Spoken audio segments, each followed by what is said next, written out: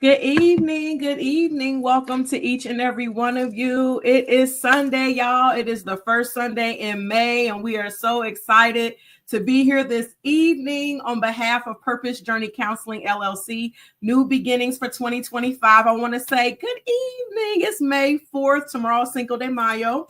I know most of us will be working, but it's a new month. It's a new day, and we are so grateful to be here with you this evening. My name is Dr. Ntatu North, and I am the owner and one of the therapists of Purpose Journey Counseling LLC, which is located in Cincinnati, Ohio. So as you're tuning in, just go ahead and come on in. We are live. It is 7. We're a little bit behind schedule. Had a few technical difficulties, but praise God, we're here. But it's a little bit after 7 p.m. Eastern Standard Time on this wonderful evening, and we are live. We're live on Facebook. We are live on YouTube, and as we're sharing now, I'm posting the link to the YouTube link for the broadcast to Instagram. So we ask that you take just a few moments while you're tuning in to like the broadcast. Please follow us on your preferred social media platform. Please subscribe to our YouTube channel, and also let's share.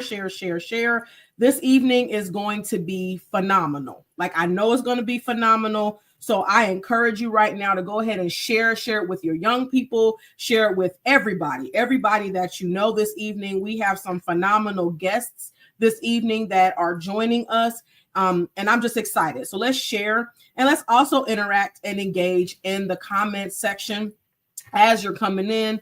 Go ahead and start doing those things. What we do ask is, when you interact and engage in the comment section, all we really ask is that you are respectful in your comments as we are engaging with each other. So again, as you're coming in, let us know you're here in the comment section. Say what's up to us. What's up, K Dot? Hey, Katie. What's up, bro? Hey, you're on and you're on. Hey, Kia. You're on 2 times. So let us know you're here in the comment section. Say good evening to us. Again, we're live. So let us know you're here in the comment section. So while we're sharing this broadcast on our social media platforms, I want to put on here, what is Purpose Journey Counseling LLC? So if this is your first time ever tuning in, we are a mental health private practice. Again, we are located in Cincinnati, Ohio. We provide mental health counseling for children, adolescents, and adults starting at about age 5. No real age cap, but we started about age 5. And we provide individual, couples, as well as family counseling services. So if you know somebody who may be in need of services, or you yourself may be in need of services, I have a wonderful team of therapists and interns who are accepting new clients. So hit us up.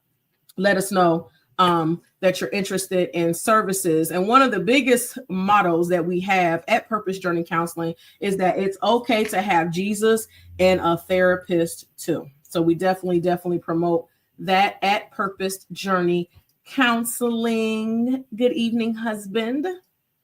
Good evening, sis. Thank you so much for tuning in on this wonderful evening. I just want to say the sun is out. The sun was not out at all earlier today, and the sun is out now. So I guess this must be a great time. So we're excited, very excited to be here this evening. So before we go any further, because we do have a lot to share this evening, I do want to share the number for the Suicide and Crisis Lifeline. Now, this number is for if you are ever experiencing some type of mental health crisis, mental health emergency, or you know someone else who may be experiencing that type of an emergency, please store this number in your phone. It's very simple, but I always say when you're in a crisis, sometimes it's hard to remember that you do have information. The number is 988. Again, that number is 988. The number is 24/7. You can call the number. You can text the number. There are people readily available to assist you any time of the day. So please make sure you have that information stored in your phone if and whenever you may need it or someone else may need it. Good evening, Keys. Good evening. So we're going to go ahead and kind of get started here. Again, I said we have a lot to share this evening. So if this is your first time tuning in, welcome. If you are a someone who watches us all the time, we try to have our monthly podcast entitled Hashtag from a Christian, Hashtag from a Therapist with Dr. Ntatu. And this is episode 23, entitled Can You Hear Me Now?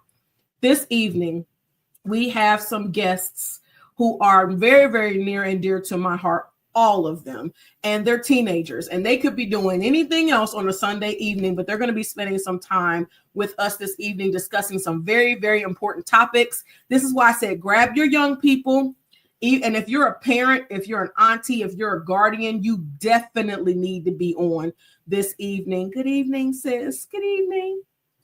So please, please, please grab your people while we're tuning in. But first, I want to welcome our co-host for this evening. She's one of my favorite people. She's my sister, and I love her. Miss Kia Cannon, I'm going to go ahead and bring you onto the screen here. Now, she's been on here several times, but she's the co-host this evening, so we're going to tag team this thing together. You want to say hello to the people? Hi, people. Well, welcome. Thank you so much for agreeing to do this. I greatly, greatly appreciate you, as always. And now we're going to get ready to welcome our guests. So I hope and pray you are camera ready. So let's welcome our guests. I'm going to bring them on all together, and then they're going to introduce themselves. Just going to tell you how old they are, what school they go to. That's all they're going to say. So here we are. Good evening, Kings. Hi. Hello. Would you guys like to introduce yourself this evening? Oh, well, I'll start it off. My name is Chris, and I'm 14, and I go to SEPA. Welcome, Chris. Welcome back, because you've been here before. Am I going next? Yeah. Okay. I'm Rajon. I'm a Dr. Ntatu's son, and I'm 15, and I go to Winton Woods High School. Welcome back, Rajon. I'm Aria. I'm 14, and I go to CHCA. Are you related to? Well, you're related, really. Is there anybody that's really, really special on here for you, maybe? Well, I'm Kia's daughter. Oh, well, welcome, Kia's daughter. I want to say that you have her face, but I just want to say that.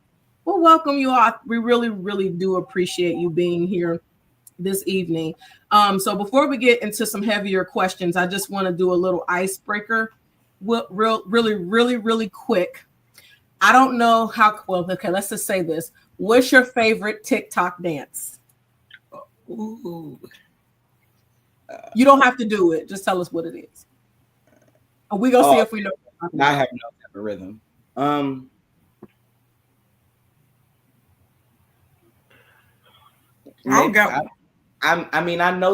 know the dances to stuff, but I don't really normally keep up with the names, to be quite honest with you. Yeah, I don't know. Well, get up and do it. No, I'm just kidding. Oh, okay. I was like, huh? So y'all don't have a favorite? No, not really. I mean, I just kind of have one. I have ones that I like, but I don't really have like a, like preferred one. Yeah. Okay. Do y'all have a favorite musical artist? Oh, Ty Tribbett, hands down. Ty Tribbett is one of my favorites. Frank Ocean. Who? Frank Ocean. Frank Ocean. Okay. What about you, Rajon? I didn't hear you. SZA. Okay.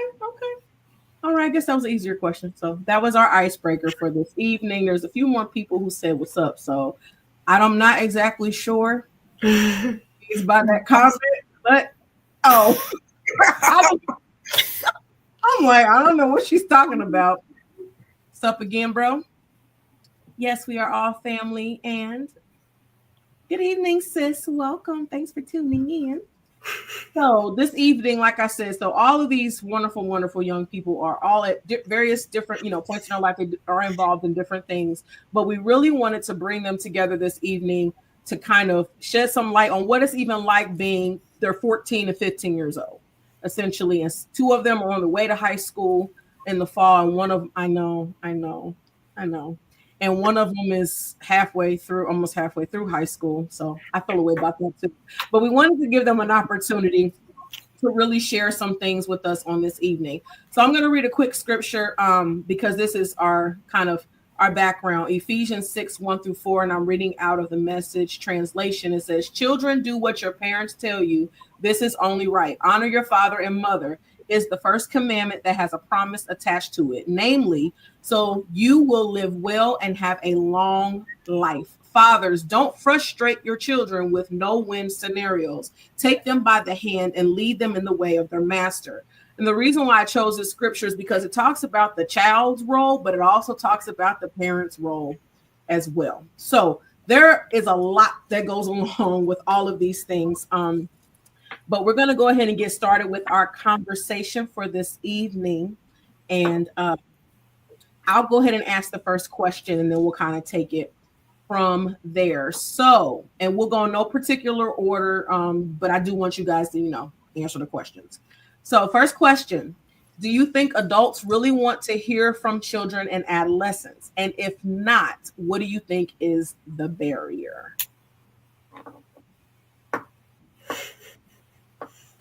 Who would like to start?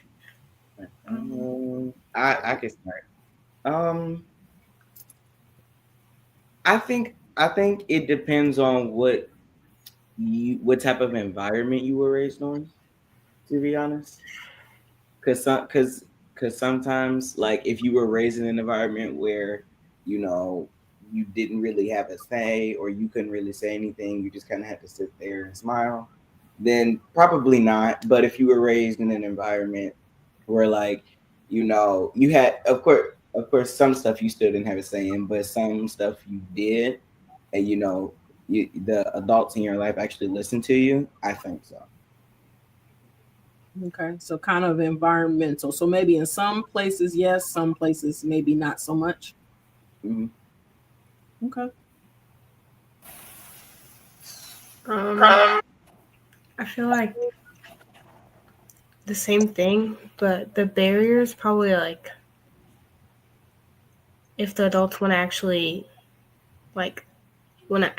hear it, or just want to hear them say it, because I feel like the difference is like hearing something and then listening and then hearing and actually understanding it.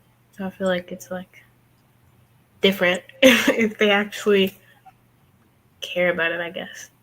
Ooh, that's a very good point there. So sometimes they might ask you just to say they did, but not necessarily receiving what you said. I actually agree with both of them. I mean, like in some cases, like when I'm at school, some teachers like they just want to hear the answer, like not what they actually have to say. Like they'll actually, what do you think the answer is? And they'll say out the answer and they'll move on like, without hearing like how they got it. So I feel like I don't really think they do for some teachers or for some parents, and then some others do. Okay. So, how do you feel and how do you handle when you bump up against that barrier of being asked what you have to say? How do you feel when and if you feel like the adult that's asking doesn't hear you? And how do we, as adults, help get past that? Uh, as far as how I feel, besides like the obvious one, unheard, I guess more of kind of like it doesn't even matter to speak at that point, because if at that point it's like just you're just talking to hear yourself talk, like it's not going nowhere. It's not even going in one ear and out the other. It's just so.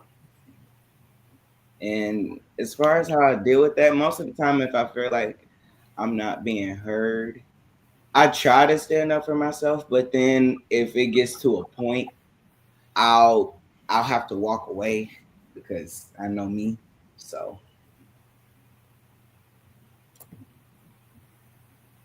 When it comes to me, if I feel like I'm unheard, I kind of just either I shut down, or I just feel like, why even ask? if like you're not gonna listen or understand. Yeah. There's two ways it could be for me. I don't feel like you're not really listening to me. I just say I'm like you're not even listening to me. But if or the other me is that I'll just walk away. I'll just say like whatever because like it doesn't even matter anymore. And yeah, Hmm. So what I'm kind of hearing though is that when you don't feel heard, you all stop talking, basically. Whether you shut down or you feel like, okay, you don't want to hear me, so what's the point in talking? Or I might need to just walk away, depending to get away from the situation because you don't want to find yourself getting into trouble because the adult, whoever the adult is not listening. I actually kind of have a follow-up question to that too. And we do appreciate your honesty. What's up, bro? Um, I really I want to ask, do you all feel like that often? Like people don't want to hear. And not just like you don't necessarily agree. So I'm not saying necessarily like your parent says go take out the trash and you want to give a reason why you don't want to do it. I mean like when you really have something to say. Do you all feel like that often that we're not listening? Or we're not listening to understand. We're not listening, to really like hear from you. Do you feel like that often? No, I would say it's fairly rare, at least for me. It's fairly rare. But when it does happen, I'm just like, nah. I Uh, agree with Rajon. yeah, it's more so like that with like teachers, less with Yeah. parents. Okay. Like sometimes, especially at my school, and I've been vocal about this with my mom in private and different stuff like that. Sometimes I feel like they prioritize more of what the students do over than like the teachers, and like the teachers. Now sometimes I will admit, like the kids in my school, they do be doing too much, but then sometimes it's like, the teacher could call them out of their name or different something like that, and then if the student responds, the student gets in trouble, and I'm just like, so you want them to sit there and just, Gotcha. especially when you're dealing with teenagers and different stuff like that. I'm like, you can't do that. You shouldn't do that at any age with any kid, but especially teenagers. Gotcha. Okay. So if you guys feel like it's more with the adults that aren't constantly in your circle or aren't you're not always around them or they're not maybe exposed to you outside of the classroom or outside of an activity, how can the adults who are in your circle advocate to make that easier for you? Like what could you say that you need from us to help bridge that gap? I guess just maybe talk to them and see hopefully if that goes through some type of ear or something. Yeah, I would just say the same thing. I guess like explaining not like our story, but like explaining how we deal with stuff like that and how it affects us.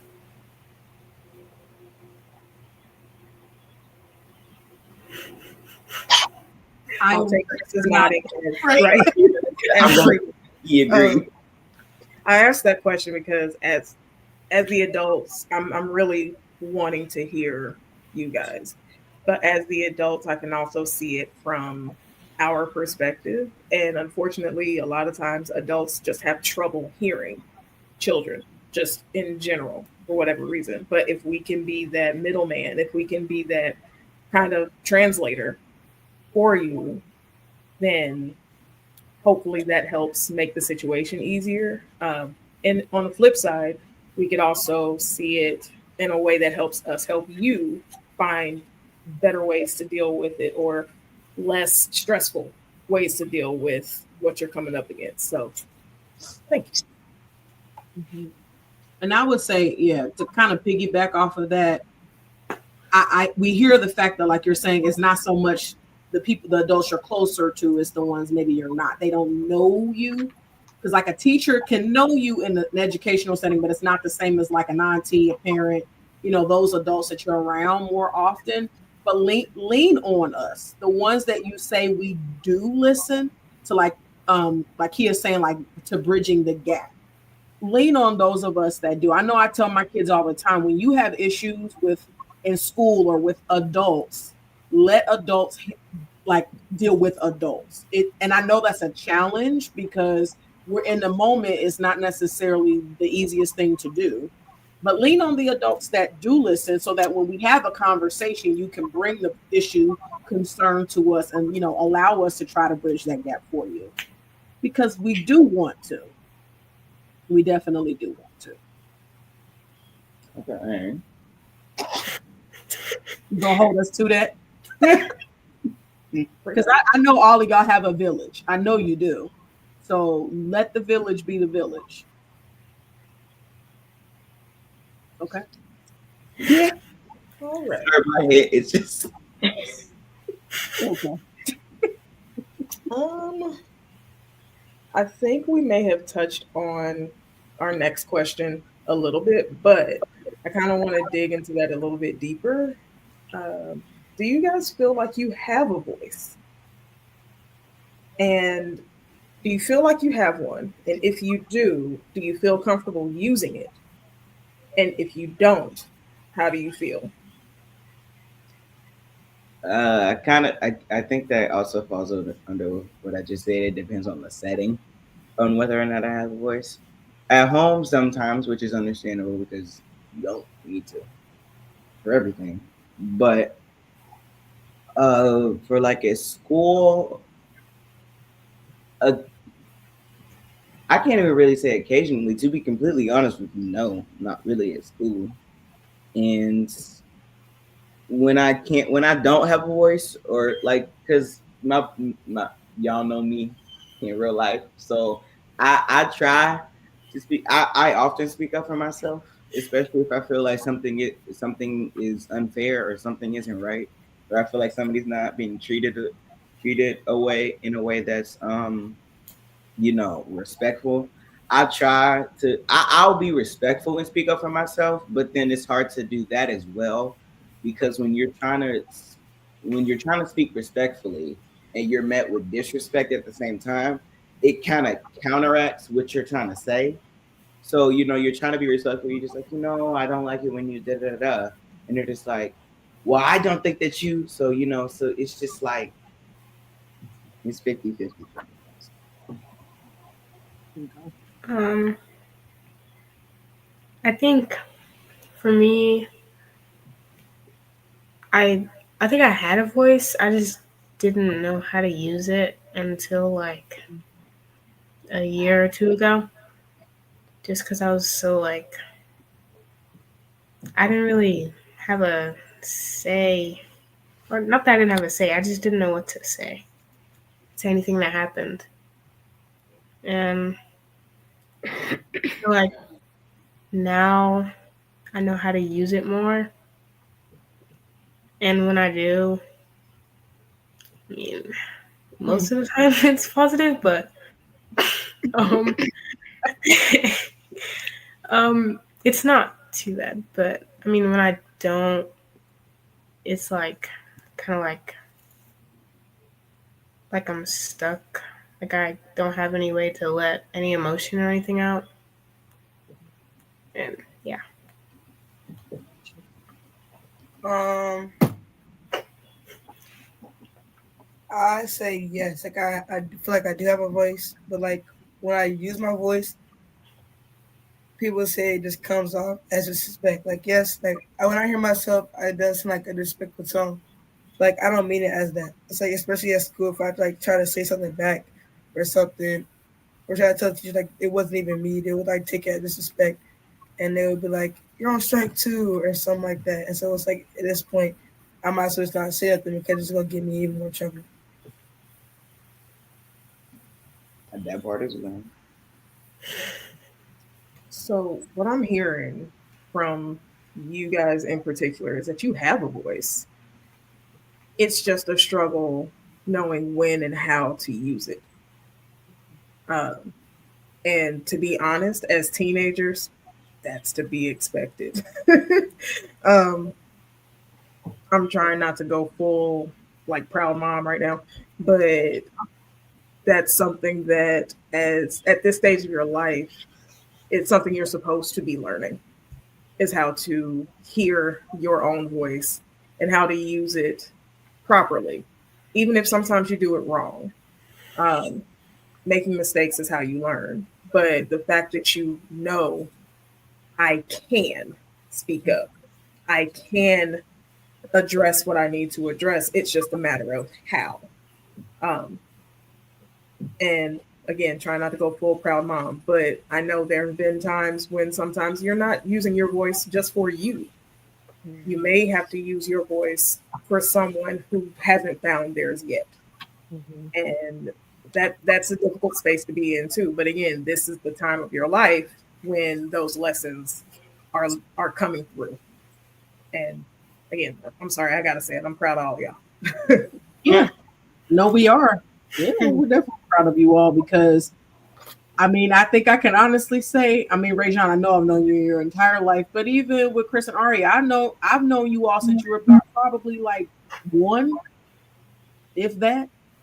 Y'all were babies. So, and that's the thing. And it's when you're finding your voice, it's amazing to even say that, like, you're even in a place where you're finding it because sometimes we don't find our voices until way later in life. I probably didn't find my voice till I was about 30, to be completely transparent. And that was just like, I'm being honest. I'm being Right. honest. 30, 11 years ago, because I was shy. And then I was more concerned about what people would think about what I had to say than what I really should have said. So a lot of times I didn't speak up or I didn't say certain things because I hadn't found my voice yet or I wasn't comfortable. And maybe it was like it was there. And sometimes I didn't know what to say. Sometimes I didn't know how to say it. But I think even more than that, I was more concerned about what somebody else would think if I said it.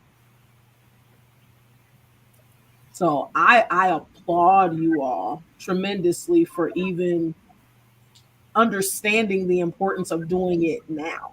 And you'll still evolve and you're still going to grow and develop and change.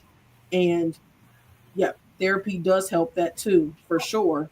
And you'll evolve and change over time. And that voice might sound different. Well, it should sound different at 25 than it does at 14 and 15. But it's good to even be trying to hear that voice now and be comfortable in using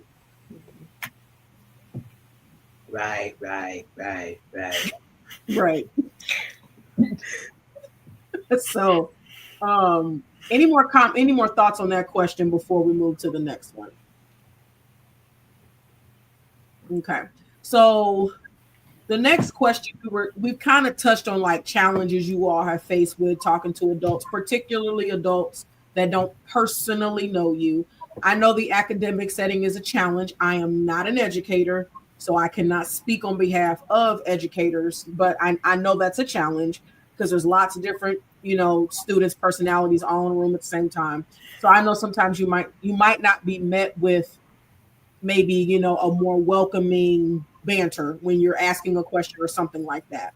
But I do want to touch on this because the scripture does talk about honoring parents and things like that. So I do want to touch on what is the benefit of boundaries and rules. And I mean that in terms of the boundaries and the rules that adults invent, like whether it's your parents, grandparents, teachers, what do you think would be the benefit of having those boundaries and rules in those relationships or situations?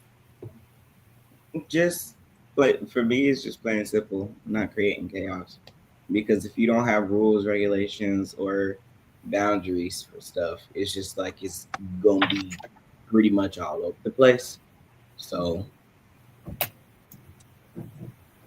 I feel like it goes both ways. Sorry, my bad. I was gonna say, yeah, definitely like keeping stuff orderly. And then I think boundaries as for like set boundaries from parents to like kids. I think reducing like early exposure or like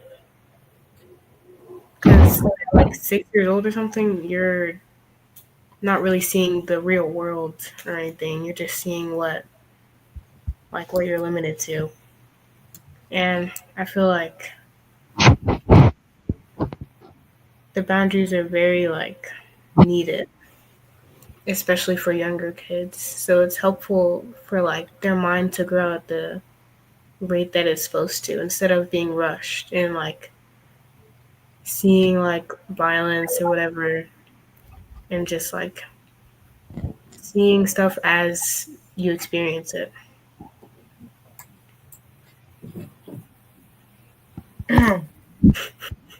I think the benefit of boundaries and rules are like,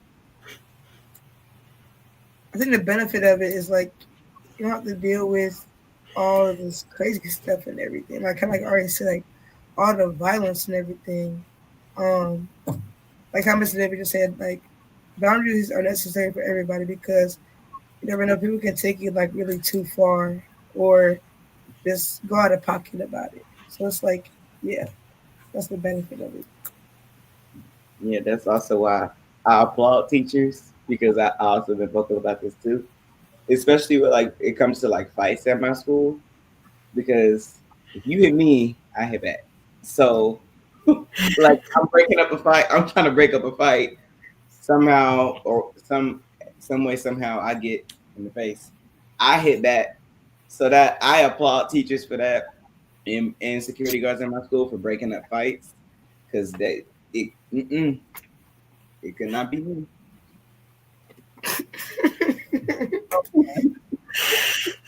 Well, gotcha. Okay. Okay. So it keeps us safe. It's basically so they're necessary, Yeah, even when you don't like them. Yeah. yes, they're even when you don't like them, even if sometimes they could be stupid. But yes, So are you laughing? I admire the fact that even though in the previous question we were just talking about how sometimes you feel unheard by teachers, but you can still recognize where they're doing what they need to do in support of you guys and your safety and things like that. So that's Yeah, big. 'cause like I said, sometimes kids at my school they do be tripping a little bit, but I do I a lot of the times whenever there's like an issue or something, I try to understand both sides, even if the person I'm having trouble with I don't necessarily care for. I try to still understand both sides, just to like get the full picture. Because if you're only understanding your side, then how you supposed to, you know?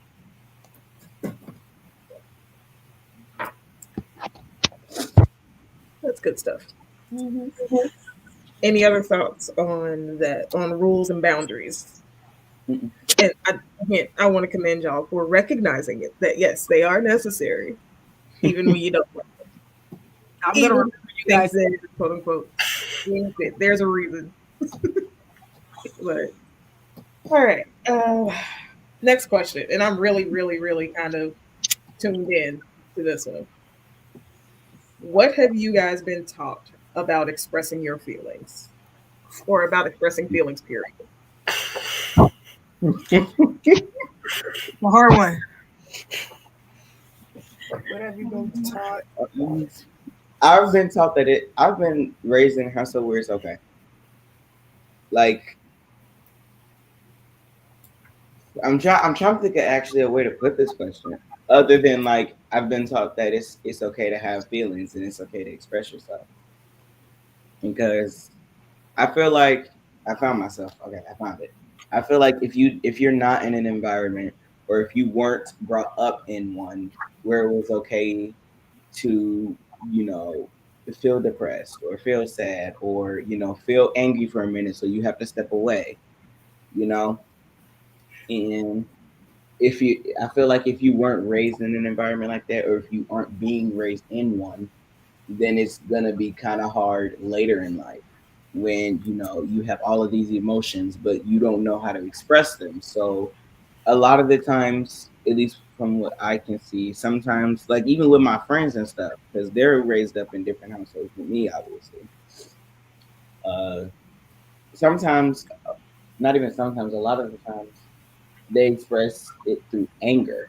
And that's how, people get into different fights and stuff like that, or always getting into screaming matches and just, going back and forth with somebody. So Um, Um. Oh. go Um. ahead. I feel like in a home setting, I'm always like, I'm trying to think. Like, I'm always like, I guess told to like express how I'm feeling instead of just like holding it in or not or feeling like I can't express how I feel. Like it doesn't matter. Um, but in like for other like environments, I feel like whenever we as like teens or like young adults express how we feel, it's like the people around us make it feel like it doesn't matter because they kind of like the last couple questions they kind of just brush it off or like listen but don't hear it and like they'll pay attention to what we're actually saying and what kind of feeling we're like giving off. do you mean like they just like listen, like just to say that they were listening to you? That's what you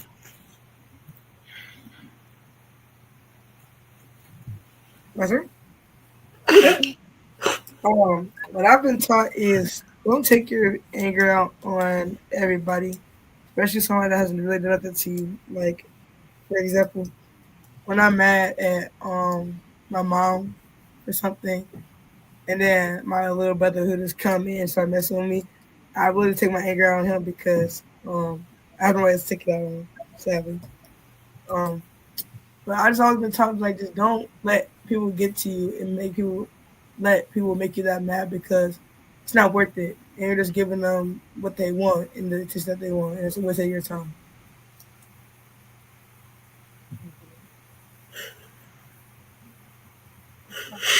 Why do you think you take your anger? Like, why do you think just as people we take out that anger on whoever comes next? Like, do you feel like there's no other way to get it out, or you were kept from getting it out? So, like, whoever comes next, you can get it. Like, you were just in my Well, family, so it's on you. I think it's I just mean, like, oh, Oh. my bad. go ahead. Oh, like I said before, I think it just depends on if you were talked to or not, and what type of household you were brought up in. But I think to answer that part of the question on why people choose anger, I think it's just because some people don't want to. I think it's because for me, if I'm angry, a lot of the times I'll cry and then like storm out or walk away. I used to be more angry than most people, so I understand both sides now. Mom, don't laugh. It's not funny, I'm not laughing. but I understand both sides because I used to be quick to get angry at anything and at anybody and be ready to fight anybody, but now I'm more so of like I won't cry all the time, but sometimes I'll just have that's how I let my emotions out. I'll cry instead of, just yell and scream at you. Because to be completely honest, that's tiring and draining, not even just physically but mentally. Like it's just I don't really have the energy to go back and forth with people no more. It's not really and then for what? You're both still mad at each other in the end. So so I What's just T? right. Like I don't I try.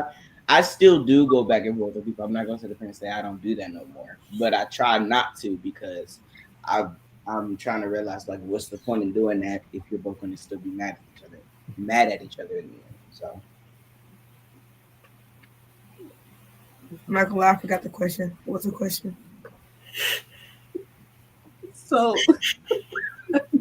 the initial question was, "What have you been taught about expressing feelings?" But she was asking about like the whole thing with the anger, like what you were talking about. Oh, I remember the question now. Um, I kind of just keep it to myself, and then when I like my mind, it'll just bring back everything that just happened for the last 5 minutes, and then I'll just get out mad over again, and then Mason will just come in. He'll be like, "Chris," I'm like, "What?" And then I just be trying to just keep it in, keep it to myself. But yeah, Can I give like a little tidbit of advice for all of you when we keep it in? Is exactly what you just described. It comes right back up anyway. Like I that use this. oh I was just say I use this example all the time. Like if you take a pop bottle and with the cap on it and you shake it up, it's like that's like you. Like imagine you're the pop bottle and you just keep getting shaken. Something happens at school, then something happens at home, and then you forgot to do your homework or you got a bad grade on a test. That's like shaking that bottle. When you take that cap off the bottle, what's going to happen? it explodes. It explodes everywhere. That's the same thing that happens when you feel something that's bothering you, whether you're feeling whether it's anger. Sometimes it's not even always anger. Sometimes our feelings are just hurt. Somebody said something that made us sad, and we don't may not know how to express that. But if you keep it bottled up and you don't do anything with it in a productive way, yes, we have to learn appropriate ways of expressing ourselves. But if you don't, you're going to explode. So that's what happens. You yeah, keep that it in, that's and like somebody else comes in, and you just that's exactly what I was just about to say. Like I call it like a ticking time bomb. You know, like if you just, especially like for people that hold it in for like years, if it's just like years or a month, even months of like pent up aggression against this certain person or this certain topic or this certain thing or whatever, and for your example, like the pop bottle, you just keep getting shaken up, and it's just not, and then eventually you just explode one day, and then everybody's looking at you like, well, what's wrong with them, Mhm. not knowing that you don't really like what's going on, and you don't like that topic, and you don't like to talk about that person. Mhm. So we definitely have to find healthy ways. And there's a very good question. Hi, mom. Mom, she asked a very good question, and she said, "I guess what I'd like to know as young people, what does your faith teach you about anger and how to deal with it?" Hmm. Faith for Faith me in God. is the Oh, Oh, there we go. Yeah, keep laughing. faith has taught me. no, I'll go. Um, my faith, or just faith in general, for me, like, I kind of just, whenever I get angry, which is kind of rare, but whenever I do, uh, I kind of just think about what faith really means. And I kind of just like put that over the anger and like instead of being angry, like just like well, the definition of faith basically like believing in someone and waiting that something good will happen and that something like that the person or thing will be positive. And I just try to keep that in my mind whenever I'm angry so I don't like bottle everything up and not know how to deal with it instead of like having some kind of faith that that it'll get better. Okay. I think what faith has taught me is kind of like what it says in the Bible, turning the other cheek. I don't always do that, but I do definitely try to, if that makes sense. I try to. That's like me, like, walking away from the situation. That's my example of turning the other cheek. Okay, so so she put a clarification. What does the Bible teach us about anger? Do you ever consult the Word? Oh, Be honest. um, to be completely honest with you, no, I no, not really. Okay. Nope, I don't either. Yeah, So no. go back and answer. You can answer the question too. So like how they were answering, and then we'll touch on that in a second. So what like answer how they were. What does your faith teach you about anger and how to deal with Um, I guess it means to like let all that anger and sadness that you have, it just turn it into joy for the Lord, in my opinion. Turn it into happiness instead of being mad about stuff all the time. Just breathe and let it all out and just move on from it. Because the faith is bigger than your anger. That's just how. Yeah. and just to kind of touch on this just briefly, I mean, there's several things, but just one thing, the Bible does talk about being slow to anger. So trying really hard not to allow yourself to become easily angered by things people say and things people do. And the Bible even talks about, when I always like to quote Matthew 18, it talks about even how to handle when we have conflict with each other, how we're supposed to go to our brother and sister to try to resolve the conflict. So even the Bible teaches us not to hold on to it. It's not to go in, we're supposed to be slow to anger, but if there is an issue with our brother or our sister, we're supposed to address it. It even talks about bringing somebody else with you if you have to address it. Not to confront, not to, not to be messy, but it does talk about that. So the Bible does teach us about anger itself is not bad. It's not wrong. We often just get in trouble because we don't know how to express it appropriately or we bottle things up. And sometimes it's not even anger. Again, like I said, a lot of times it's hurt feelings. Our feelings are just hurt. And it's a lot harder to say you hurt my feelings than you just made me mad. It's a lot easier to just say you made me mad. And now I'm angry. Now I'm upset. And now I'm ready to argue with you. Um, forgive and ask for forgiveness. That is definitely true as well. Forgiveness is critical. And that also allows us not to hold on to that anger because if I forgive you, I can't be angry anymore. That means that I have to now move past that. It doesn't mean it didn't happen. It doesn't mean it didn't happen. But at the same time, that means that I have to have a different outlook and a different perspective. There's another question. I'm sorry. And it doesn't mean it didn't hurt Yes. because you've chosen to forgive and move on. It doesn't even mean that you technically still have to, if the blow up is that big, it doesn't even still mean that you have to interact with this person in the same way. This goes back to boundaries. This goes back to, just learning how to deal with conflict. Forgiving can mean I forgive you, I love you, but we can't operate in the same way anymore. But I still love you. From a distance, sometimes. Yep, that part. This is a very good question. Chris, your mom is chiming in here. Very, very good question here. I want you guys to answer this one.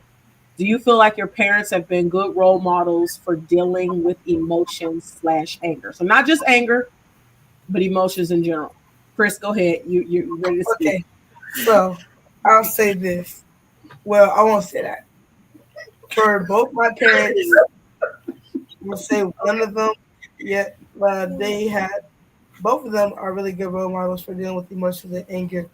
It's just one of them, they can just like pop in an instant. Like you'll never know. But they're still good role models because like they know how to like bring it back down. Like a 10, it's like a 2. But yeah. That's a good number. That's that's a good number. Um, I think you and dad are very good role models. You guys have your moments like everybody, but I think you guys are really good role models. I look up to you guys a lot. I may not always express that, but I do look up to you guys a lot. It's been a lot. Um, I'm sorry, just but specifically with expressing emotions, you can say yes. Oh yeah. Okay. Sorry, Ari. Go ahead.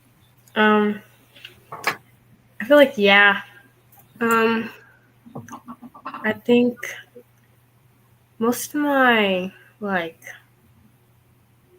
coping mechanisms or whatever when I do get angry come from my parents just because since they know the real like not the real me but like the way I act all the time. No, Perfect. no. I meant like they know how I act like all the time. So like they most of the time they don't really show me. They kind of just tell me. Like most of the time they notice when I'm angry and they like tell me how to deal with it and like what to do or like say what I'm feeling and yeah. So, as your mom, Yeah. I'm hearing you say, "We told you," but have we modeled that for you? Have you seen that in us? Oh yeah, Okay. definitely. Okay, and I know this question. Well, thank you, sis, for that question. That's a very, very good question. I know you guys were not prepared to answer that question because that was, kind of an on-the-fly question.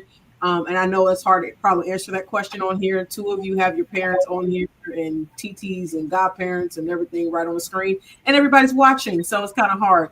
But I do. We definitely want to encourage you. If we're not modeling it. And granted, we're not going to be perfect either. But if we're not, or if there are ways that you all think you need to see or understand better, please tell us. Again, I'm going back to this whole village of adults.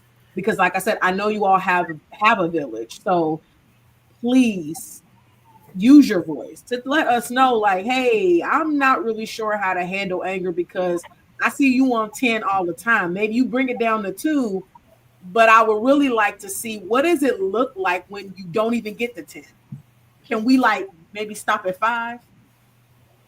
Please ask those questions. Um, okay, I see a question. We're actually going to ask that question.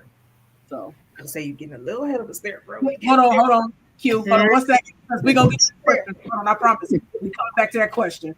So Too far. so let's go to this. We're going to ask a couple more, and then we're going to be able to cover that question, Q, that you just asked. We did see it, but we got that question. So the next one, what do you feel like we don't know that we should know about you? And that's in terms of like how to talk to you, what you need from us, all those kind of things, like kind of getting to the core of who you are. That's kind of explaining what that question means. Oh, I saw your hand raised, Christopher. Well, the initial answer was you guys may know me as a very loud person, but when I get not around you guys, I'm a very chill person. But to answer this actual question, is I don't really like getting yelled at. When I get yelled at, it just irritates me. And then all I want to do is go into my room. I really just like when people yell at me. I don't like when people say I'm being disrespectful, like when I'm trying to like talk to you like genuinely. And yeah, I think I feel the same way as Chris. I really dislike being yelled at. I don't like. I feel like some things I'm like, okay, I can understand, but not everything has to be like above an octave. You know, if that makes sense. What? Why you? It makes sense. Go ahead. Okay, I'm just saying like not everything has to involve like raising your voice. That's basically what I'm trying to say. Not everything has to involve like Like sometimes you can just say it like in the same tone to how I'm talking too. It doesn't always have to be. I told you da. So Um, for me, I think getting like, well, kind of like they said already, just like being yelled at and being like manipulated and then thinking you did something wrong.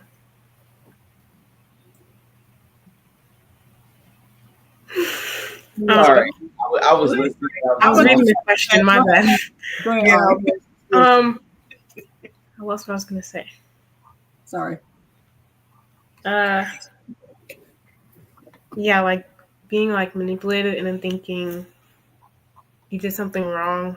Kind of back to the find your voice thing. Like makes me feel like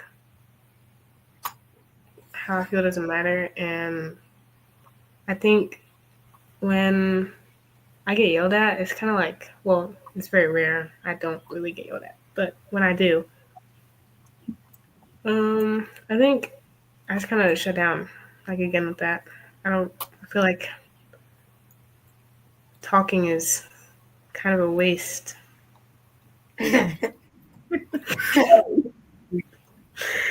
Um, especially in school settings, because like first of all, I rarely even like the people that are in school settings, so I'm not going to talk to you anyway.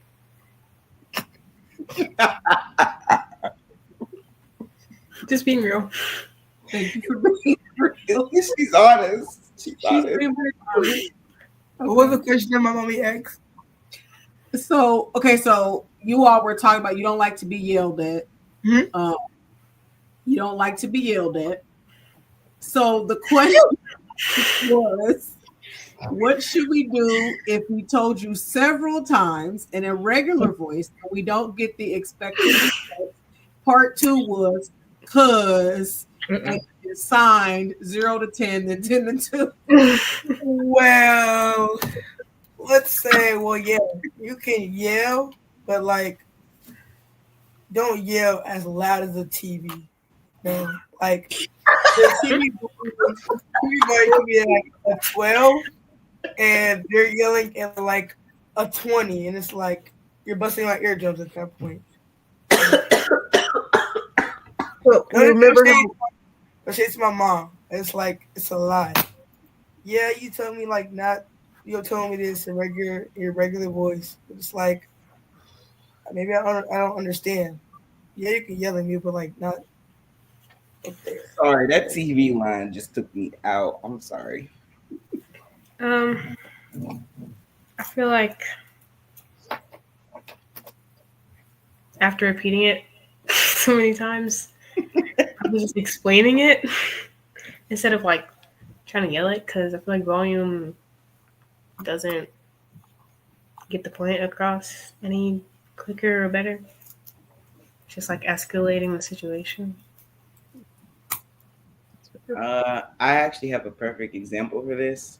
Like sometimes, if like either one of my parents, sometimes like if you guys ask me like to be like to like wash the dishes or something like that, and I wash the dishes, but then like you really mean clean the kitchen, but and then you guys get mad at me because I don't clean the kitchen.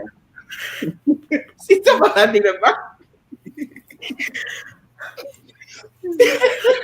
sorry. When he gets But- there, can I add on something? Yeah, hold on. But yeah, like that, like something like that. And then you guys will get mad at me if I don't clean the kitchen. You'll be like, I meant clean the kitchen. And I'm like, but you told me to wash the dishes. But I know now when you say wash the dishes, that means clean the kitchen. So I know that now. But like another kind of like to add on what Chris said as well, not everything like you it's okay. I'm not saying like don't yell.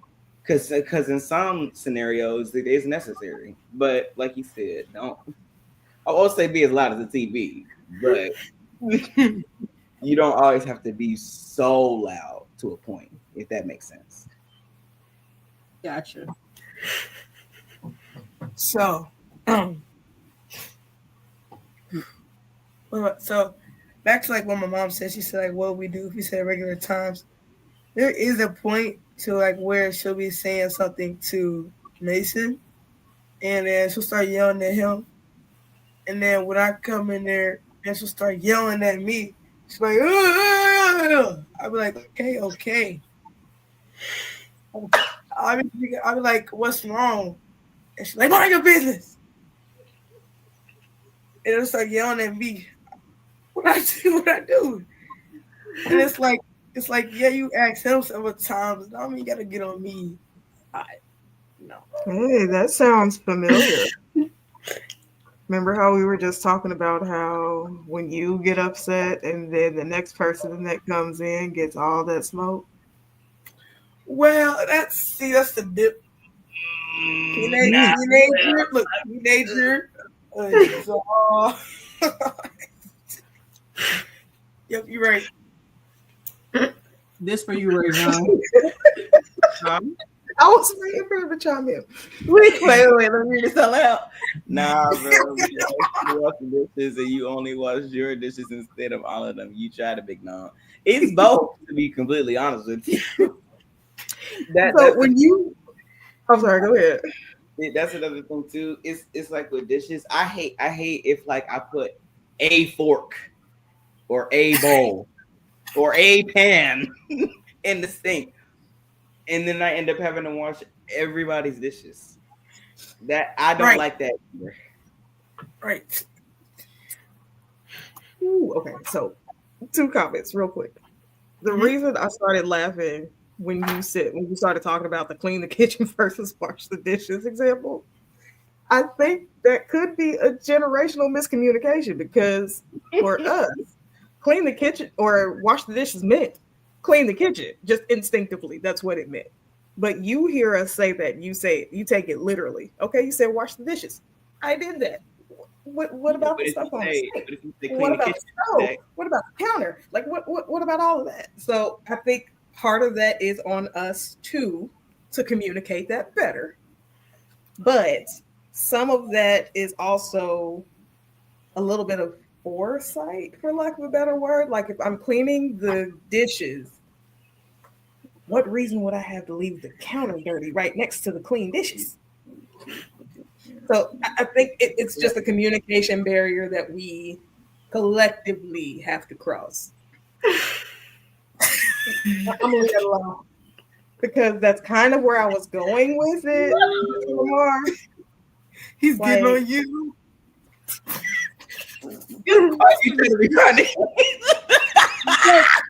So this goes along with what you're saying. Do you communicate with us when you don't understand? Okay. Oh yes, I try, but then I don't understand this. She's like, bruh. I'm just trying to understand, and then she'll be like, do this, do that, and do that. I'm like, okay. But then when you say okay, do you do it? Yes. No. Yes. No. Who said no?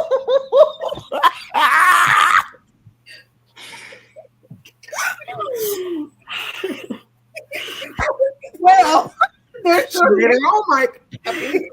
Mike. Thank you. Who just screams no? Oh my gosh. Well, that's Mom in the background. She just there you go.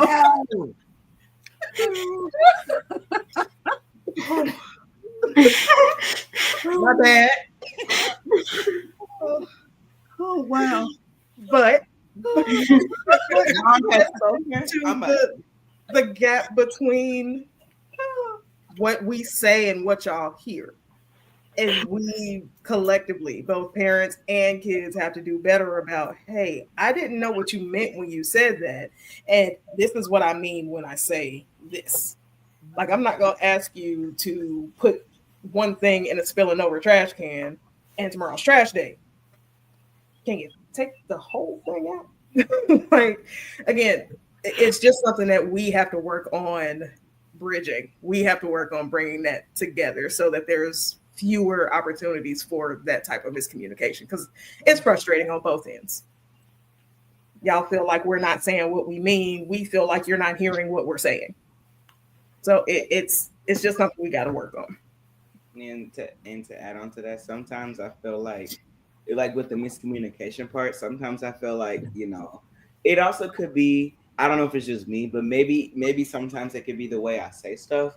But sometimes I feel like even when I do say it in respect, oh, okay. Like even if I do say it in a respectful tone, it's like it's still received as disrespect, and I'm just like, well, I don't know what to do then. So, And I think that's a generational thing too. What disrespect really is and what it feels like. Like, I think we learned a lot about disrespect being not challenging at all. Don't say anything at all. It like if I tell you to do something, that is what it is. I don't. One of the favorite lines is, "I don't need your commentary. I don't need your back talk. Just do what I ask you to do." Where you guys may feel like, A, I'm trying to gain clarity, or B, I'm trying to understand why this matters. So, yeah, just got to do better. Yeah. We have to learn how to communicate with each other. And I would say for sure communication is one of the biggest barriers in any relationship with anybody. Sometimes yes, maybe we're not saying it, maybe we're assuming and maybe sometimes you guys are just not doing it and maybe sometimes you don't understand what we're asking you and we could communicate it better. But there's got to be accountability. So even if we take accountability and say, okay, maybe I didn't explain it, but then if we ask you to do it a third time and you still don't do it, where are we left in that situation?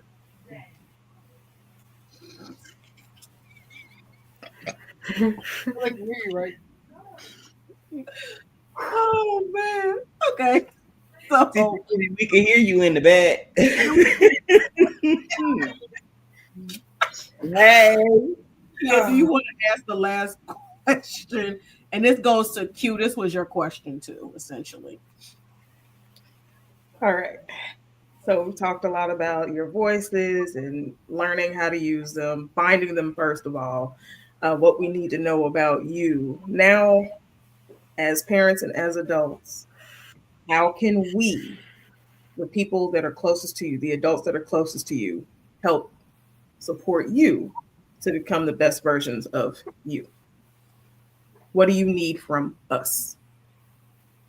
Um, I think for me, when it comes to me, I think just hear me out on certain stuff. Like I'm not saying like everything I say is, right. I'm not saying I'm always in the right, but like just hear me out on certain stuff so that you can see why I said what I said or why I think what I think.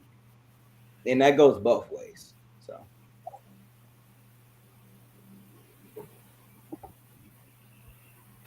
Um, uh, kind of just the same thing. I just feel like listening and being patient, I guess, for me specifically, and maybe for others, but for me, I'm kind of like I don't I talk a lot, but I don't talk a lot, and when I do, it's only to get clarity on stuff. And one thing about me is I won't stop like talking until I understand fully. I feel like both my parents already kind of do that, but I'm getting older, so like things are changing. So I just feel like um, a little bit more like listening and like engaging with what I'm saying, probably. I mean, understand where we're coming from. Like I would keep going back to this because it's like it's very um relatable to like the question thing. Whenever it's like I also wish like my parents could see like what happens when they're not in the room where I can see my brother. Like I wish you could see like the type of frustration I would be in, because like whenever I get frustrated or I get mad at him, I always say, um, well, you shouldn't be that mean to your brother, then he wouldn't be that mean to you. Well, it's the stuff that he does and stuff that he says that kind of get me to that point. Like, yeah, like we'll play on my gaming system and everything, but like the stuff that he says that just gets me to the point to where I'm like, no, just stop, just get out. At this point, you're just playing too much and you're doing the most. But I feel like I wish my mom could understand that he can get very annoying sometimes and not always say I'm being so rude to him.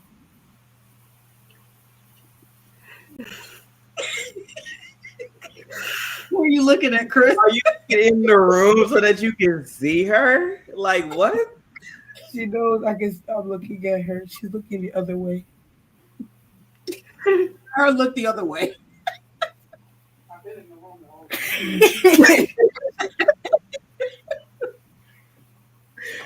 time. Oh man, this is great. There was a comment made by Miss Elaine.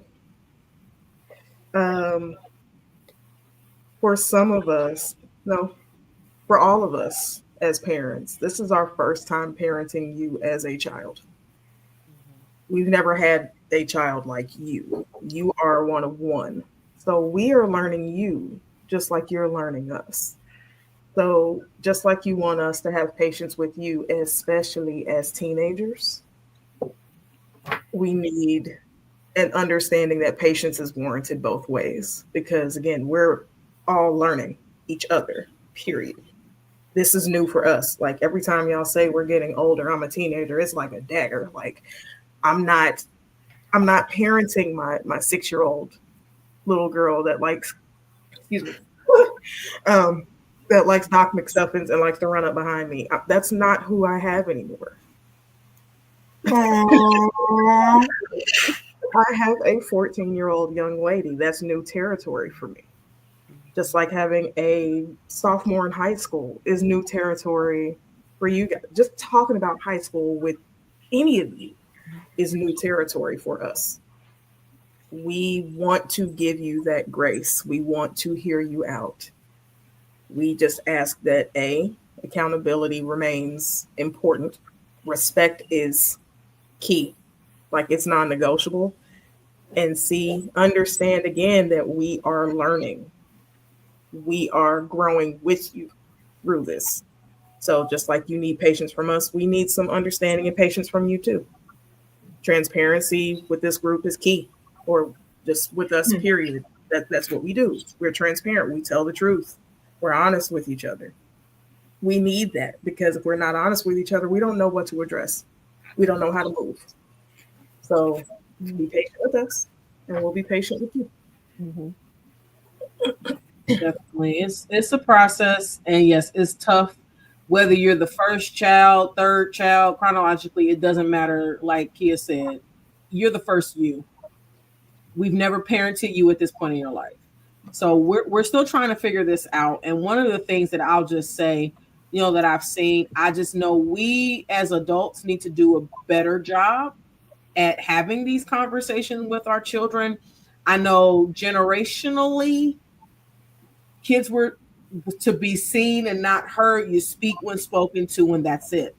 And then now there's this back and forth. Well, kids have too much to say, and we don't want to. Well, there has to be a balance of something, because what I'll say is this, and I'll challenge us as adults. If we're so concerned about this generation, they're not doing what they're supposed to do. They're doing this. We're concerned about where they're going. What are we doing about it? Are we just sitting and complaining about why they don't talk? Why are they shutting down? Why are they doing this? What are we doing? Are we engaging? I like what Ari said, because I wrote down what you all said for this last question. Engaging with you in a conversation. That's pivotal. One of the things they've all touched on is, I might tell you something, but are you even listening to what I say? And it's not so much, to say that means that I now have to do what you want me to do, or I have to not make you clean the whole kitchen because you're tired after school and you don't feel like it.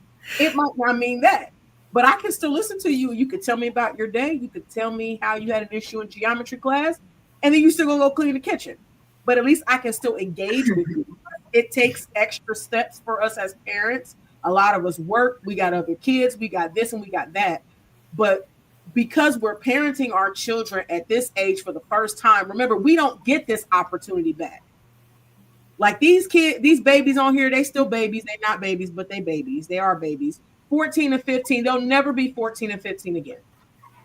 So if we don't take the opportunity now at these ages to cultivate that engagement and cultivate that communication and cultivate and helping them understand that they do have a voice and teaching them how to use it, then we're missing the moment, and we're not going to get another opportunity to do it. And you all, same thing, you're not going to be 14 and 15 again. So you all have to use this opportunity to pull us aside and say, hey, mom, dad, nana, mama, aunt, uncle, auntie, can we sit down and talk for a second? Because there's something I got to get off my chest, or something's going on. It could be great stuff too, because this is not always about something bad happening. This could be something amazing is going on. You've decided what you want to do with your life, and you want to share it with somebody. We want to hear those things too. We definitely do. But we've got to take these opportunities to do this and to engage. That's one of the biggest things I want to take away is engaging. Because that's what this conversation was this evening, was very engaging. And yes, we've been here for a while, so we're going to wrap up. But you all are phenomenal. I hope you all know that. You are absolutely phenomenal. And I'm not just saying it because y'all family. I'm saying it because it's the truth. Y'all are phenomenal. And we're not going to cry on here tonight. So we're not going to clock out, and then, clock in and clock out. But you guys are amazing. I don't have my tissue box near me, y'all. Not tonight. Gosh, I got some downstairs. You come get some. But you guys really are phenomenal. And we really, really, really appreciate you taking your Sunday evening to share with other people. Not even just us. It's for other people too. And we really, really appreciate that. I'm sure the adults who have been listening, or even if they're in the room and they're turned the other way and we heard that, we appreciate what you all have shared, because this helps us be better, helps us do better. Kia, I want to give you a chance to give any closing comments before we wrap up. Ooh. I'm saving my tears. Not yet. I'll save my tears. But I am proud of each of you. I have seen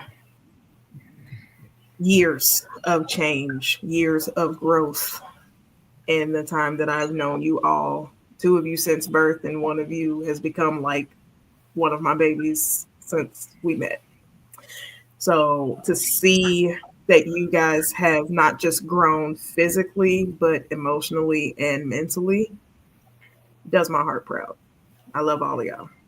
And I appreciate y'all for being willing and being open and honest to, again, like Dr. Ntatu said, share with other people who are going through some of the same stuff that you guys are dealing with. One question that we didn't kind of get to, but still was kind of touched on a little bit, or is kind of to wrap this up. Yes, you're doing this for you, but you're also doing it for people who are dealing with it and the people who are coming behind you. All but 1 of you have younger siblings who are going to go through this. So knowing that you are getting through it and learning how to go through this stage of your life will not only help you, but it will help them too. And it helps us. Mm-hmm. So I appreciate y'all for that. Mm-hmm. We can do that just for a second. If you guys just want to give a little one-liner of, that's a very good, I think a good place for you guys to end. What advice would you give your younger kids, whether they're siblings or just cousins, anybody, younger people? What advice would you give? Something we'll tidbit. Just don't get too stuck in your phone and your tablet, because then your grades are going to start slipping. Especially as you're getting into middle school, because the work gets put on you every day. And they're not going to keep giving you the deadlines like, oh, you can just turn this in next Friday, or like whenever you feel like it. Like when it's due, it's due. Especially when you're heading into high school and all that as well. You need to turn in your assignments and be prepared ahead. Yeah, high school. to piggyback a little bit off of what he said, high school. I'm a this isn't this is a piece of my advice, but mm, this is a piece of my advice, but like I'm also saying this from experience. The shows and the shows and the movies and stuff that you watch that depict high school is not like high school. That's just one of my things that I just want to say. Do not everything is gonna be holly jolly. Not everything's gonna be like that. Now you will have moments like that, and if you're involved in different clubs like that, I was actually talking to my therapist about this yesterday. If you're involved in different clubs like that, high school maybe will be like that for you. But again, everybody's different on different stuff like that. But my second piece of advice to younger kids, um, that's I would say just kind of like what we've been saying, engage, be patient, not even just with your parents, with everybody. Just be patient, be intentional in what you say, and don't. hmm, I'm, I'm trying to say this in a way where it's not taken out of context. I would say I can hear myself echo. Oof. But um, stick up for yourself. Mm. Is in like just know that you have a voice, and even though depending on where you are, it might not always be heard, or it might be heard but in one ear and out the other. Just know that you have a voice, period. And that's it. Um, me probably just to try everything out and just like test everything and see what you want to do because any activity or like club or something could be something that you want to pursue throughout your whole life and could support your career and like education and stuff. I know from personal experience because I didn't used to like to like I wasn't into clubs or anything, and I joined like a couple, and now they're one of my like favorite things to do. So yeah, just try stuff because you don't know like if you're gonna like it or not.